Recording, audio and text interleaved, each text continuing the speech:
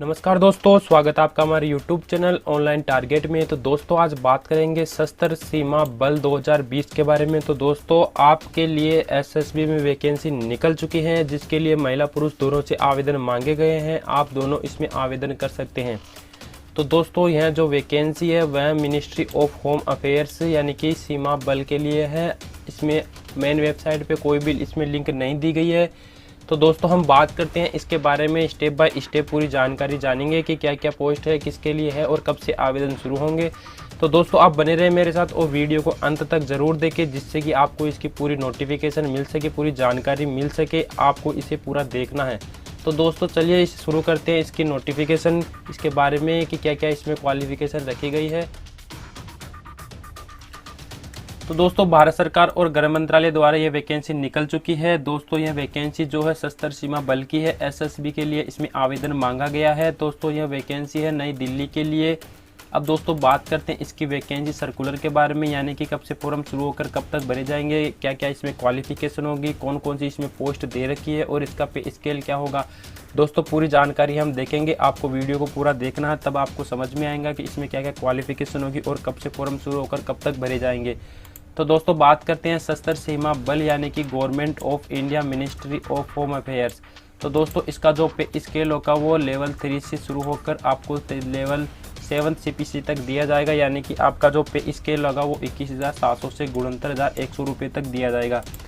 अब दोस्तों आपको इसमें दे रखा है कि आपका जो पे स्केल होगा उसके अलावा भी आपको अदर अलाउंसेस दिए जाएंगे, जिसके लिए आप योग्य हो। अब दोस्तों बात करते हैं इसके एसएसबी एक्ट यानी कि इसके रूल्स के बारे में। हम जानेंगे कि इसमें क्या क्या रूल दिए गए हैं और कौन कौन सी इसमें आवेदन मांगी गई है। अब दोस्तों बात करते हैं पोस्ट के बारे में, यानी कि इसमें जो पोस्ट दे रखी है या कौन कौन सी पोस्ट है और कितनी पोस्ट है। तो सबसे पहले बात करते हैं constable driver for male only के लिए। तो इसमें टोटल पोस्ट 574 पोस्ट दे रखी है। अब दोस्तों बात करते हैं कांस्टेबल लेबोरेटरी असिस्टेंट के लिए, इसमें 21 पोस्ट दे रखी है। अब दोस्तों बात करते हैं कांस्टेबल वेटनरी के लिए 161 पोस्ट दे रखी है। कांस्टेबल फीमेल ओनली के लिए 5 पोस्ट दे रखी है। कांस्टेबल कारपेंटर के लिए 3 पोस्ट दे रखी है। कांस्टेबल प्लम्बर के लिए 1 पोस्ट दे रखी है। कांस्टेबल पेंटर के लिए 12 पोस्ट दे रखी है। अब दोस्तों बात करते हैं नेक्स्ट के बारे में, जिसमें दे रखा है कांस्टेबल टेलर, इसमें 20 पोस्ट दे रखी है। कांस्टेबल कोबलर के लिए 20 पोस्ट दे रखी है। कांस्टेबल ग्राइंडर के लिए 9 पोस्ट दे रखी है। कांस्टेबल कुक मेल और कुक फीमेल दोनों के लिए इसमें आवेदन मांगा गया है, जिसमें मेल के लिए 232 पोस्ट है और फीमेल के लिए 26 पोस्ट दे रखी है। अब दोस्तों बात करते हैं कांस्टेबल वाशरमैन मेल और वाशरमैन फीमेल के लिए, इसमें 92 पोस्ट मेल के लिए दी गई है और 28 पोस्ट फीमेल के लिए दी गई है। अब दोस्तों बात करते हैं कांस्टेबल बर्बर के लिए, इसमें मेल के लिए 75 पोस्ट दे रखी है और फीमेल के लिए जो पोस्ट दे रखी है वह 12 पोस्ट दे रखी है। अब दोस्तों बात करते हैं कांस्टेबल सफाई वाला मेल के लिए, इसमें दे रखी है 89 पोस्ट और सफाई वाला फीमेल के लिए 28 पोस्ट दे रखी है।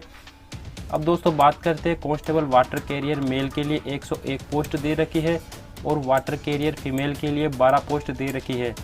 अब दोस्तों बात करते हैं कांस्टेबल वेटर के लिए मेल की जो पोस्ट दे रखी है वह 1 पोस्ट दे रखी है। अब दोस्तों बात करते हैं नेक्स्ट के बारे में। तो दोस्तों यहाँ दे रखा 10% vacancies are reserve of serviceman. तो दोस्तों इसमें 10% का आपको आरक्षण दिया जाएगा, वो भी सर्विसमैन के लिए दिया जाएगा।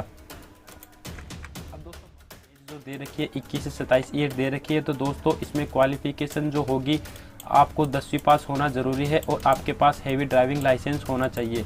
अब दोस्तों बात करते हैं कांस्टेबल लेबोरेटरी असिस्टेंट के लिए। तो आपके जो इसमें एज होगी 18 से 25 ईयर मांगी गई है और दोस्तों इसमें बताया गया कि आपको 10वीं पास होना ज़रूरी है, विद आपके 10th में साइंस होना चाहिए और दोस्तों आपके पास एक सर्टिफिकेट होना चाहिए, वो भी लेबोरेटरी असिस्टेंट का होना चाहिए। अब दोस्तों बात करते हैं कांस्टेबल वेटनरी के बारे में। तो दोस्तों इसमें जो एज मांगी गई है 18 से 25 ईयर है। इसमें जो दोस्तों क्वालिफिकेशन जो होगी वो 10th या मेट्रिकुलेशन आपको पास होना ज़रूरी है और दोस्तों आपके पास 1 ईयर एक्सपीरियंस होना चाहिए, वो भी स्पेशल ऑफ एनिमल्स के बारे में। और दोस्तों इसका जो वेटनरी हॉस्पिटल से आपको डिप्लोमा होना ज़रूरी है। अब दोस्तों बात करते हैं कांस्टेबल फीमेल्स के लिए। तो दोस्तों इसमें 18 से 25 ईयर एज मांगी गई है। दोस्तों इसमें जो क्वालिफिकेशन होगी वो मेट्रिकुलेशन होना ज़रूरी है, यानी कि आपको 10th पास होना ज़रूरी है और आपके 10th में साइंस होना चाहिए। और दोस्तों आपके पास इसका जो एग्जामिनेशन पास सर्टिफिकेट होना चाहिए। और दोस्तों आपके पास इसमें 1 ईयर एक्सपीरियंस भी मांगा गया है। आपको रिलेटेड पोस्ट के लिए एक साल का एक्सपीरियंस होना ज़रूरी है। अब दोस्तों बात करते हैं constable, carpenter, plumber and painter के लिए। तो दोस्तों इसमें जो एज मांगी गई है 18 से 25 ईयर दे रखी है। तो दोस्तों इसमें जो क्वालिफ़िकेशन मांगी गई है वह है मैट्रिकुलेशन, आपको 10वीं पास होना ज़रूरी है। और दोस्तों इसमें आपके 2 साल का एक्सपीरियंस होना चाहिए। अब दोस्तों बात करते हैं कांस्टेबल्स के बारे में, यानी कि कांस्टेबल में कौन सी पोस्ट दे रखी है जिसके लिए इसमें आवेदन मांगी गई हैं। तो दोस्तों इसमें कुक है, वाशरमैन है, बर्बर है, सफाई वाला है, वाटर कैरियर है, वेटर है, टेलर है और ग्राइंडर एंड कोबलर, सभी के लिए इसमें आवेदन है। तो दोस्तों हम बात करेंगे इसकी एज के बारे में। तो जो एज दे रखी है वह 18 से 23 साल है। और दोस्तों इसकी क्वालिफ़िकेशन की बात करें तो आपको 10वीं पास होना ज़रूरी है और आपके पास 2 साल का वर्क एक्सपीरियंस होना चाहिए। दोस्तों इसमें 2 साल का वर्क एक्सपीरियंस मांगा गया है, यानी कि रिलेटेड ट्रेड से आपका 2 साल का एक्सपीरियंस होना ज़रूरी है। अब दोस्तों बात करते हैं इसकी लास्ट डेट के बारे में, यानी कि कब से फॉर्म शुरू होकर कब तक भरे जाएंगे।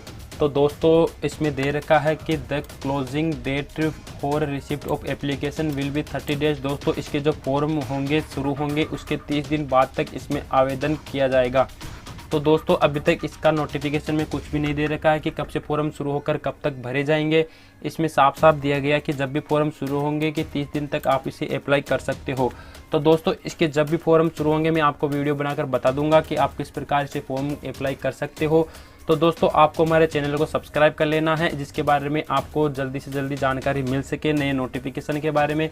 अब दोस्तों बात करते हैं रिमोट एरियाज़ के बारे में, इसमें कौन कौन से एरियाज़ दे रखे हैं। तो दोस्तों इसमें दे रखा असम, मेघालय, अरुणाचल प्रदेश, मिजोरम, मणिपुर, नागालैंड, त्रिपुरा, सिक्किम, जम्मू कश्मीर, लद्दाख, यानी कि सभी एरियाज़ इसमें दे रखे हैं।